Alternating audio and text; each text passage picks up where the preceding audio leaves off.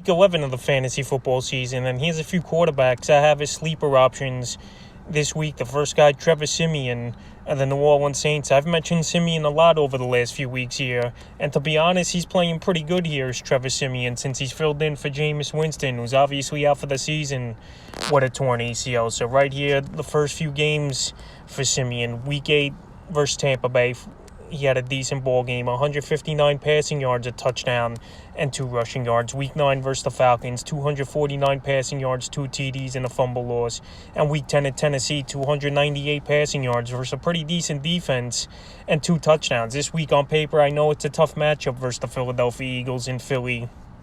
They give up the 9th least fantasy points to quarterbacks on the season, but I think Trevor Siemian in this one could have a decent ball game like he has over the last few weeks, and it won't surprise me if he cracks 20 or more fantasy points once again in this one. And the Saints, they got to get back on the winning track, and if Kamara comes back as well, it'll help him with a running back who could catch the ball, obviously, out of the backfield. So this week, I like Siemian as a sleeper option, and he's available in 95% of fantasy leagues. The next quarterback sleeper option is Daniel Jones, New York Giants. So the Giants here, they got a tough matchup with the Tampa Bay Buccaneers, you would think. But on paper, the Bucs do give up the 9th most fantasy points to quarterbacks on the season. And Daniel Jones, he's been up and down this year. But the last 3 games for him, Week 7 versus Carolina, 203 passing yards, a touchdown, 28 rushing yards, and even added a catch for 16 yards. Week 8 at Kansas City, 222 passing yards, 2 touchdowns, and throwing 12 rushing yards. And Week 9 versus the Vegas Raiders,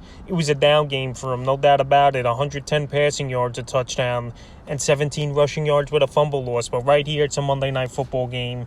Right here, the Giants, they could be trailing early and often in this one, where they're going to have to pass and throw, obviously, 30 or 40 times in this one. And he's going to get some much-needed help back as well, it seems like, for Daniel Jones this week.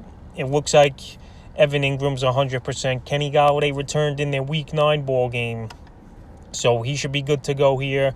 And Kadarius Toney as well should be back in this game, and Saquon Barkley. So he's getting some weapons back.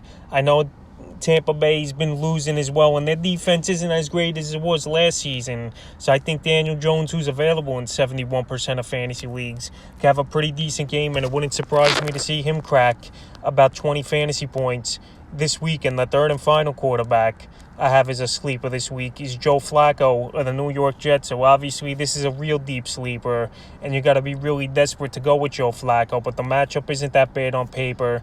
The Dolphins give up the 7th most fantasy points to quarterbacks on the season, and Flacco, he's available in a whopping 99% of fantasy leagues. So right here, it's surprising that they already gave up on Mike White. I know Mike White had 4 interceptions in the last ball game versus the Buffalo Bills, but the Bills are one of the best defenses in all of football this year. So right here, Joe Flacco, he's going to get a start. And filling in for the Jets last season at quarterback, he looked decent. And Week 10 versus Buffalo, coming in towards the end of the game, I know it was garbage time. He had 47 passing yards and a touchdown. And believe it or not, the Jets have some decent weapons this season. Michael Carter, Ty Johnson out of the backfield.